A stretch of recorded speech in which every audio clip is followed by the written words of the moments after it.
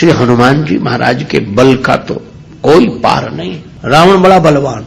एक दिन रावण हनुमान जी से बोला कि हमारी आपकी लड़ाई हो जाए। हनुमान जी बोले तैयार, पर फैसला कैसे होगा? बड़ी देर तक लड़ाई होगी, तुम भी बलवान और हम पर भी राम जी की कृपा है। रावण बोला लंबा वाला युद्ध नहीं, एक एक मुक्के का युद्ध, एक मुक्का मैं मारूंगा, एक तुम मारो। हनुमान जी ने कहा हम तैयार है। रावण पहले मुक्का तुम ही मारो। रावण बोला मैं क्यों, तुम क्यों नहीं? हनुमान जी बोले इसलिए कहीं हमने पहले मुक्का मार दिया तो पता नहीं तुम्हारी वारी आती भी है कि नहीं, तुम्हारी मन की मन में ही रह जाएगी, इसलिए पहले तुम ही। रावण ने पूरी शक्ति से मुक्के का प्रहार किया, पर तुलसीदास जी कहते हैं जान उठे कि कभी भूमि न गिरा। हनुमान जी घुटने के बल वीरासन में बैठे रहे, कुछ नहीं बिगड़ा। और रावण अपनी 20 आंखें बार बार बंद करे, फिर खोले, फिर हनुमान जी ने कहा कि आश्चर्य मत करो, हम स्वस्थ हैं, पर अब तुम तैयार हो जाओ। रावण बोला तैयार ही हैं और कर भी क्या सकते हैं। हनुमान जी ने पूरी शक्ति से हाथ ऊपर उठाया मुक्के के रूप में। घबरा गए ब्रह्मा जी, शंकर जी। ब्रह्मा जी बोले रोको, कहीं मुक्का गिर गया और रावण मर गया तो राम जी का तो पूरा प्रोग्राम ही फेल हो जाएगा। उनकी रामायण पूरी होने दो, तुलसीदास जी की और लीला राम जी की पूरी होने दो। अब हनुमान जी हाथ नीचे करें, आवे ने ऊपर देखा तो ब्रह्मा जी हाथ जोड़े थे कि दया करो। हनुमान जी बोले तो थोड़ा सा स्वाद तो चखा देना चाहिए। तुलसीदास जी कहते हैं कि रावण साधारण वीर नहीं है, जो 10 शीश महीधर ईश को 20 भुजा खुली खेल ने हारो। और उस पर जब हनुमान जी ने प्रहार किया तो सो हनुमान हन्यो मुठिका, तो रावण को ऐसे लगा कि गिरिगो गिरिराज जो गाज को मारे हो, जैसे गिरिराज हिमालय पर वज्रापात हुआ हो। रावण धरती पर गिर गया, मूर्छित रहा बड़ी देर तक। बड़ी देर में आंख खोली तो बोला बड़े बलवान हो। हनुमान जी बोले बल तो इन्होंने देखने नहीं दिया, ब्रह्मा जी और शंकर जी ने। बल तो तब होता जब तुम बताने के लिए बचते ही नहीं। गोस्वामी जी लिखते हैं कपिबल विपुल सराहन लागा। हनुमान जी के बल की सराहना रावण करता है और किसी की नहीं करता। तुलसीदास जी उसी बात को कहते हैं रामदूत अतुलित बलधामा। परिचय रामदूत के रूप में और महिमा अतुलित बलधाम के रूप में। जब से हनुमान जी की पूंछ के द्वारा रावण की लंका जल गई तो उसने हनुमान जी की पूंछ को अपनी मूंछ से जोड़ लिया कि इस बंदर की पूंछ ने तो हमारी मूंछ नीची कर दी। वो सोए जागे तो हनुमान जी की पूंछ दिखे उसे, आंख बंद करे तो पूंछ दिखे। परेशान हो गया। और रावण को हनुमान जी की पूंछ सहन नहीं हो रही थी। पूंछ माने प्रतिष्ठा। पर रावण ने सोचा कि इस बंदर को पकड़वाएं। 4 तरह की सेनाएं भेजी। हाथी पर सवार सैनिक, घुड़सवार, रथी और पैदल। और चारों सेनाओं ने हनुमान जी को चारों तरफ से घेरा। लक्ष्मण जी को चिंता हुई। लक्ष्मण जी बोले प्रभु हनुमान जी अकेले हैं, 4 सेनाएं उन्हें घेर रही हो, गदा भी नहीं लिए हैं हाथ में, आज्ञा हो तो हम चले जाएं। राम जी बोले नहीं, जाने की जरूरत है लक्ष्मण, हनुमान जी अकेले ही काफी है। अतुलित बलधामा। अच्छा तो लड़ेंगे कैसे? बोले अभी देखना। और सच में लड़ाई शुरू हुई। चारों सेनाओं ने इकट्ठे होकर आक्रमण किया हनुमान जी को चारों तरफ से घेरकर। पर वारे बजरंग बली अतुलित बलधामम, वीर बजरंग बली ने जिस समय छलांग लगाई और ऐसी छलांग लगाई पवन के वेग को लज्जित करते हुए वीर बली बजरंग ने कि हाथी पर पहुंच गए। हाथी पर सवार सैनिक को नीचे गिरा दिया और पलटी खाकर विशाल रूप बनाकर हाथी को ही हाथों में उठा लिया।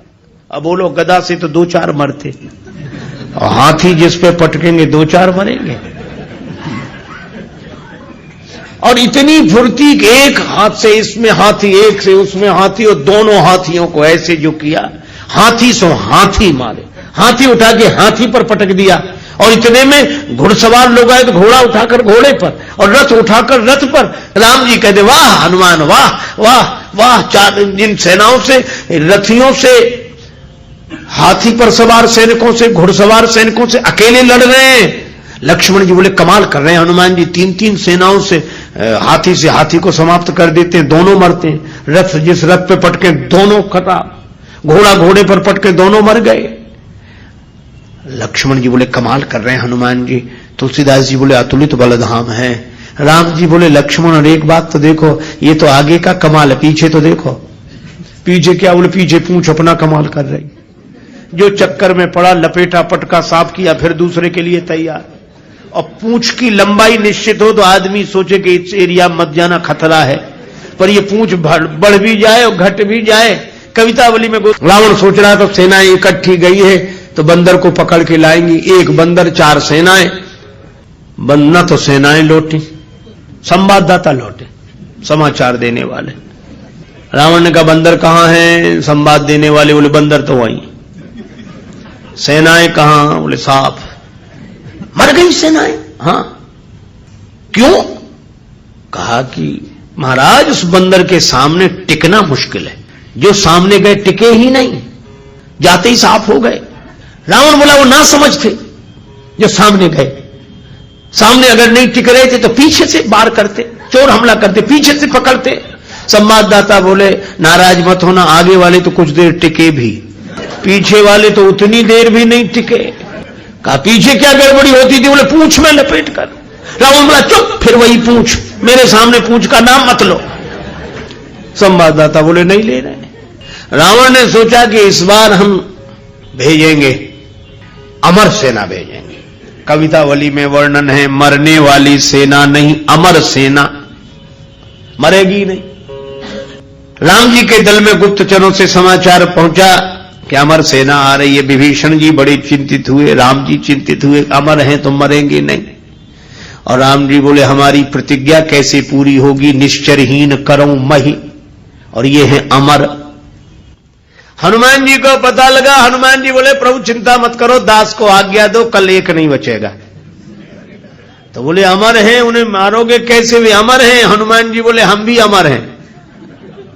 राम जी बोले उन्हें ब्रह्मा जी ने वरदान दिया है कि तुम अमर रहो। हनुमान जी बोले हमें हमारी जानकी माता ने कहा अजर अमर गुण निधि सुत हो। जानकी माता का आशीर्वाद है, हम भी अमर है। लक्ष्मण जी बोले प्रभु इन्हीं को भेजो, ये अमर अमर की लड़ाई ठीक रहेगी। दूसरी दिन आई अमर सेना, हनुमान जी लड़े ही नहीं उनसे। सामने गए, किसी ने हनुमान जी से कहा लड़ते क्यों नहीं, अमर सैनिक सामने खड़े। हनुमान जी बोले पहले से पता है कि इन्हें मरना नहीं है, तो जिन्हें मरना ही नहीं है उनसे लड़ने से क्या फायदा, तो कुछ तो करो। बोले हाँ कुछ करते। और हनुमान जी ने क्या किया? कवितावली में वर्णन है। हनुमान जी के दाव में पड़े, हनुमान जी ने बड़ी लंबी पूंछ बढ़ाई पूंछ और सबको इकट्ठे ही लपेटा, लूम लपेट, और पूंछ में लपेट कर आकाश निहारी के अमर थे, बड़े घबरा गए। मरने वाले से जो नहीं मरते उन्हें ज्यादा चिंता होती, मरने वाला तो ये सोचकर निश्चिंत हो जाता कि ज्यादा से ज्यादा मरेंगे और क्या होगा, पर ये अमर थे, ये सोच रहे थे मरेंगे नहीं, पता नहीं कहां जा रहे हैं और कितने ऊपर से गिरेंगे, मरेंगे नहीं, इसलिए ज्यादा चिंता है। और हनुमान जी अतुलित बलधाम में ऐसी शक्ति से फेंका, चिंता से उनके शरीर सूख गए।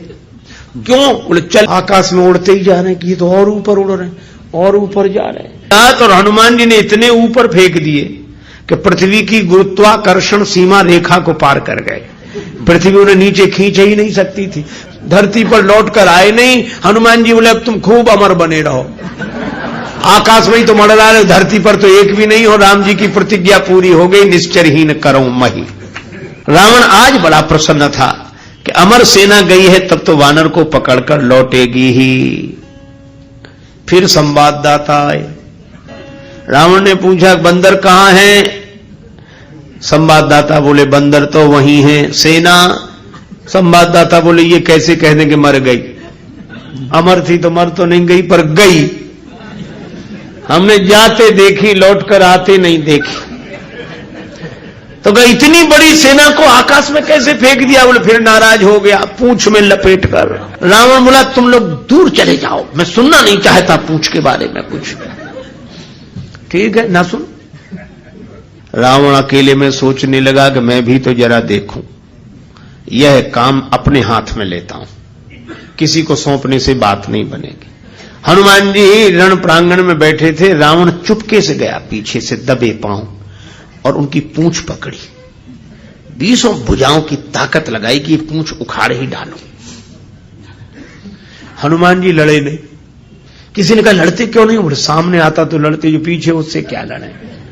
तो कहा कुछ तो करो। रावण सोच रहा था कि हनुमान जी मुड़ेंगे और हमसे भिड़ेंगे, पर हनुमान जी न भिड़े न मुड़े, उड़े। ये तो उसको कल्पना नहीं थी कि ऐसा भी हो सकता। उड़े उड़े बजरंग बली, और ऐसे उड़े। रावण पूंछ पकड़े था, जल्दी जल्दी में छोड़ नहीं सका। कल्पना होती तो छोड़ देता। रावण पूंछ पकड़े था, हनुमान जी उड़े तो रावण भी लटक गया। पहले पूंछ छोड़ नहीं रहा था, अब छोड़ सकता नहीं था, अब तो पूंछ ही आधार था। हनुमान जी उड़ते ही जाए, उड़ते ही जाए। अब रावण ही कह रहा था कि हे शंकर भगवान, ये पूंछ कहीं टूट न जावे या हमारे हाथ से छूट न जावे। नहीं, हम तो कहीं के नहीं रहे, न धरती के न आसमान के। तुलसीदास जी बोले, रावण जिनके चरण पकड़ने चाहिए, उन संतों की प्रतिष्ठा की पूंछ उखाड़ने की कोशिश करोगे तो कहीं के नहीं रहोगे, न धरती के न आसमान के।